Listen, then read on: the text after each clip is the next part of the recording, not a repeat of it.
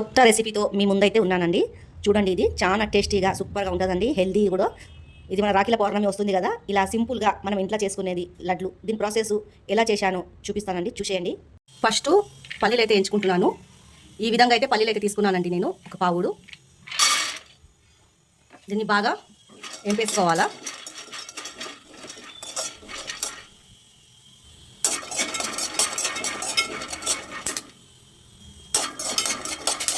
తీసేస్తున్నానండి, ఏగిపోయాయి.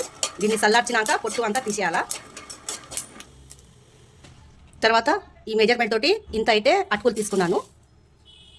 దీన్ని కూడా బాగా క్రిస్పీగా వేపుకోవాలా. క్రిస్పీగా అయ్యే వరకు వేపుకోవాలండి, కింద మాడనియొద్దు, మాడు వాసన వస్తుంది స్వీట్ అనేది.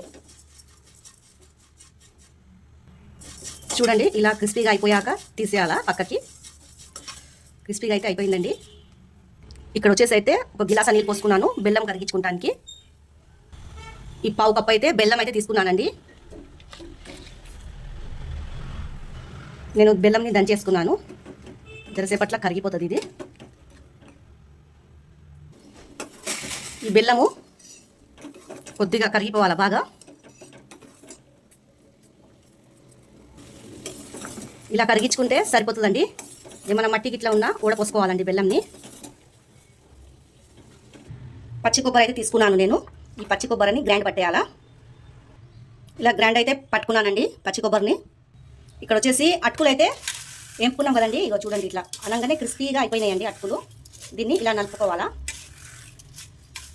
మనం కావాలంటే మిక్సీ అయినా పట్టుకోవచ్చు, కొంచెం కచ్చిపిచ్చిగా. లేకపోతే ఇలా నలుపుకోవచ్చు అండి, క్రిస్పీగా అయిపోయాయి కదా. నేనైతే గ్రైండర్ అయితే పట్టుకున్నానండి. ఇలా అటుకుల్ని కచ్చిపిచ్చిగా, పల్లీల్ని కూడా గ్రైండర్ పట్టుకోవాలా. పల్లీలు కూడా పట్టుకున్నానండి గ్రైండరు. ఇక్కడ వచ్చేసి నేను ఒక చెంచాడు అయితే గీ అయితే తీసుకున్నానండి.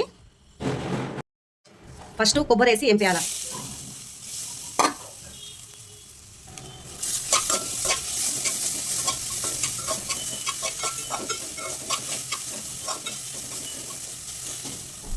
కొద్దిగా పచ్చివాసన పోయే వరకు కొబ్బరిది వేపుకోవాలి గీలో. తర్వాత ఈ మిక్సీ పట్టుకునే అన్ని దీంట్లో వేసుకోవాలండి. దీన్ని కూడా బాగా వేపుకోవాలా. ఎంతో టేస్టీగా హెల్దీగా అవుతుందండి. పిల్లలకి పెట్టాలా ఇది. పిల్లలకైనా పెద్దలకైనా పెడితే చాలా మంచిది, హెల్దీ స్వీట్ అండి ఇది.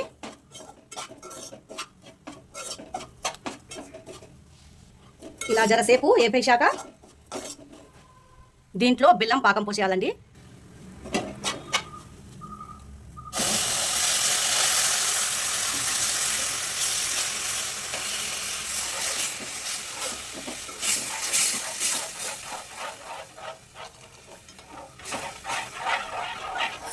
చూడండి,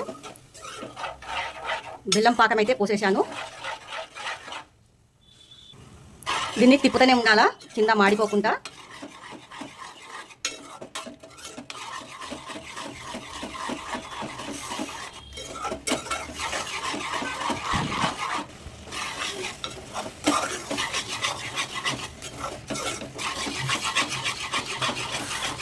కొద్దిగా పైనుంచి అయితే మళ్ళీ నేనైతే ఘీ అయితే పోసుకుంటున్నానండి.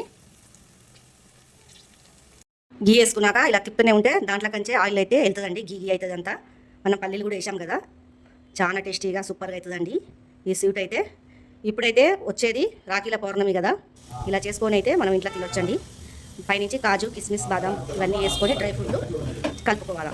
తర్వాత పక్కకు పెట్టి ఏదైనా మనం సేపు అయితే కట్ చేసుకోవచ్చండి, మన ఇష్టము. ఏ సేపులో కట్ చేసుకోవాలో కట్ చేసుకోవచ్చు. జర చల్లగా కానియాలా, చల్లగా అయిపోయాక చేయాలా. ఇప్పుడైతే దింపేస్తున్నానండి ఇది.